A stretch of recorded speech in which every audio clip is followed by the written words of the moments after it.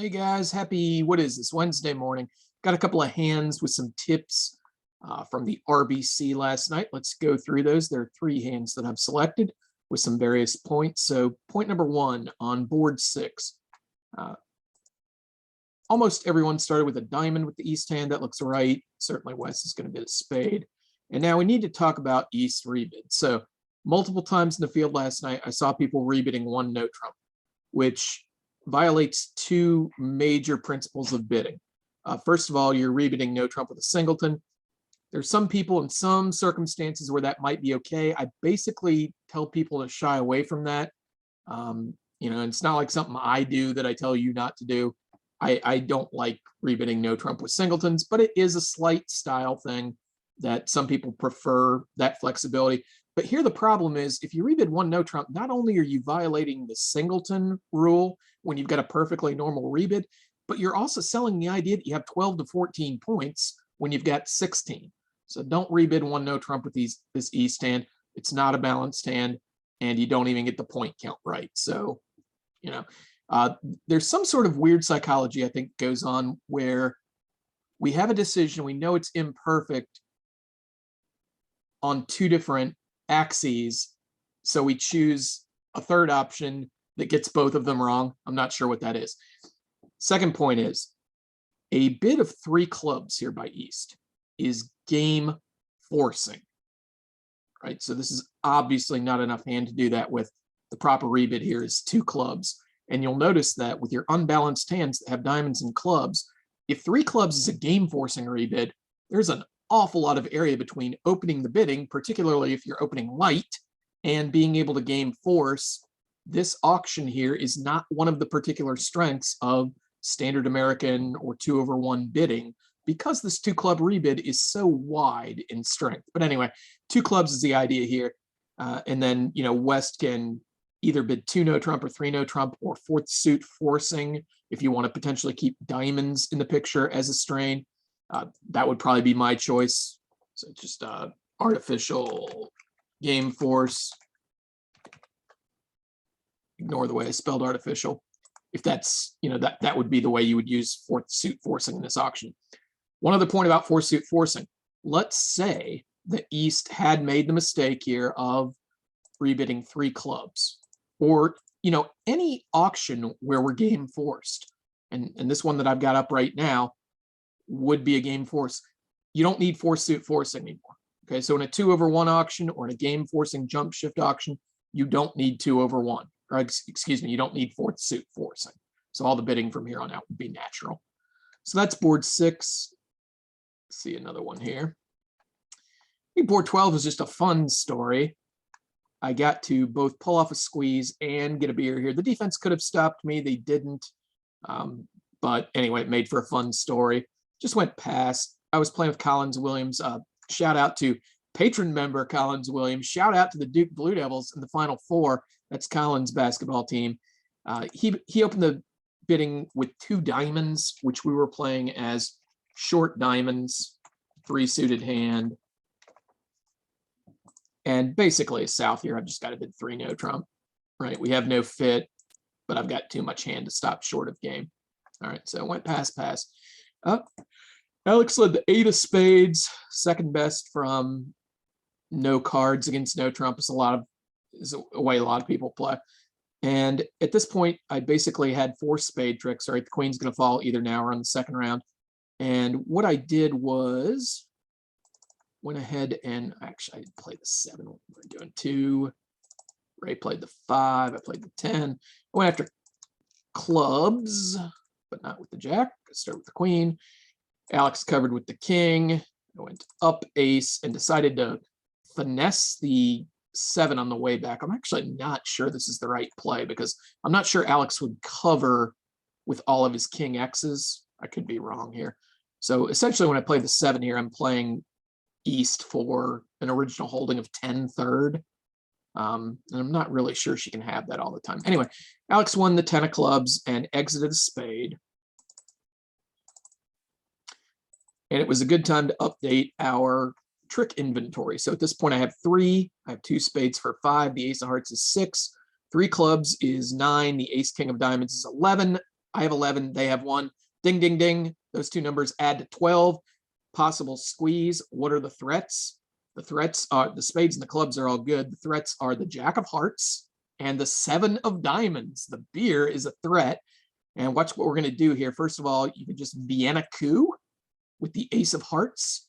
And all we're going to do here is watch for the king, queen of hearts. If those don't fall, we're going to try and run the diamonds.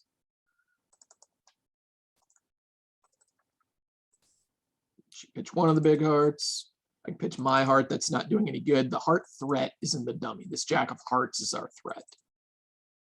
Actually, I should have unblocked the club back here earlier. Let's rewind a few tricks. I just got ahead of myself.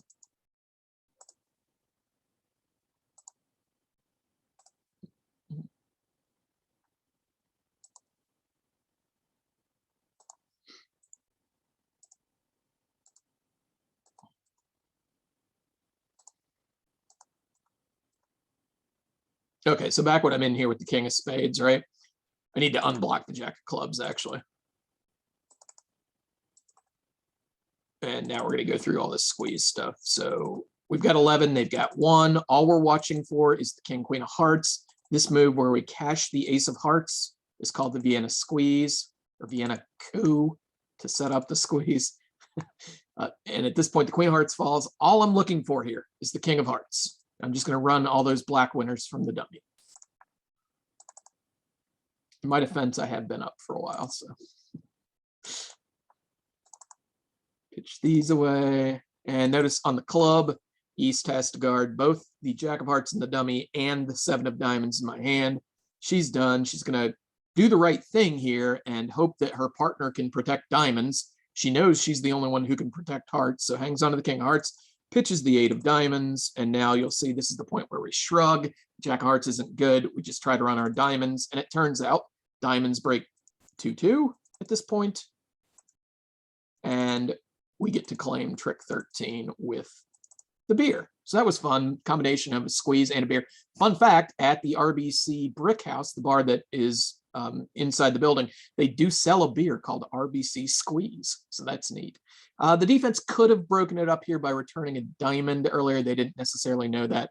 And going into squeeze defense isn't what I want to do today, but suffice it to say that sometimes if you attack the entries, you can break up squeezes like this. Seems like there was one more fun thing I wanted to say about this hand, but it's not coming to me immediately. And we're going to move on with hand number 3.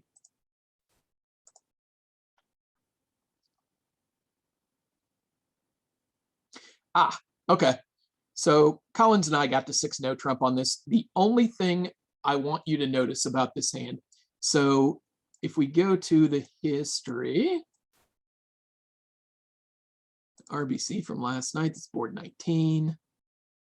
I want you to check out the little double dummy thing down here that tells you how many tricks you can take in each string. And the funny thing is, you can take 13 tricks legitimately in diamonds. Okay. Oh, I remembered what I wanted to say about the squeeze stuff. I think that there's an impression that squeeze means just put pressure on. And certainly that's an element of a squeeze, but a squeeze is an objective technical term where there is nothing that the defense can do to stop you.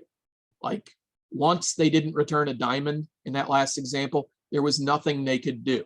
They to be squeezed doesn't assume that you make some sort of defensive miscard or throw the wrong thing. It means you don't have a choice. You are in a Morton's fork, stuck between a rock and a hard place. You don't have any outs. Okay, and that's what squeeze means. Not just that you put pressure on them by making them make a bunch of discards. It also implies that they have no winning option.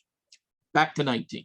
Notice down here, we can make 13 tricks in our 4-2 diamond fit and only 12 tricks in clubs and no trump. So let's combine the curiosity for, wow, that's pretty cool, with counting tricks.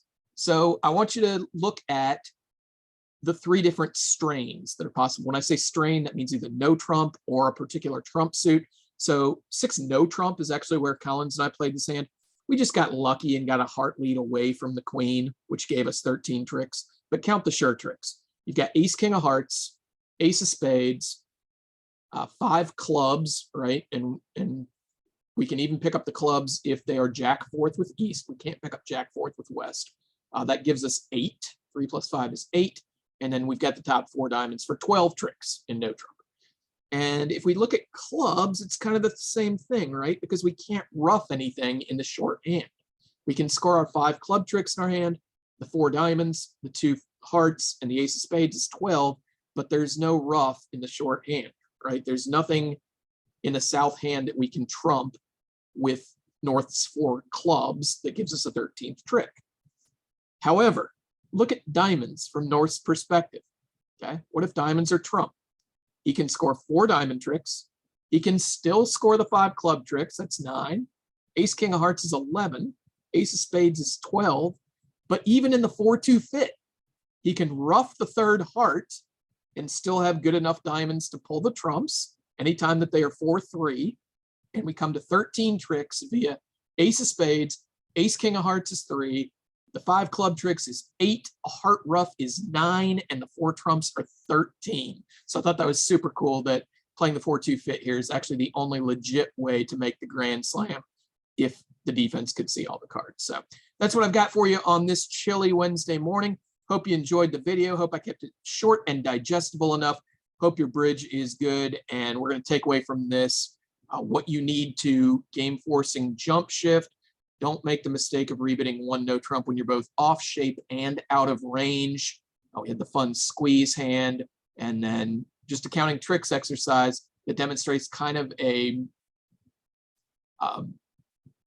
perimeter case, right? Kind of an outstanding example of the fact that we create extra tricks by roughing in the shorthand, even when we play our 4-2 fit. Our 4-2 fit could be the best legitimate trump suit.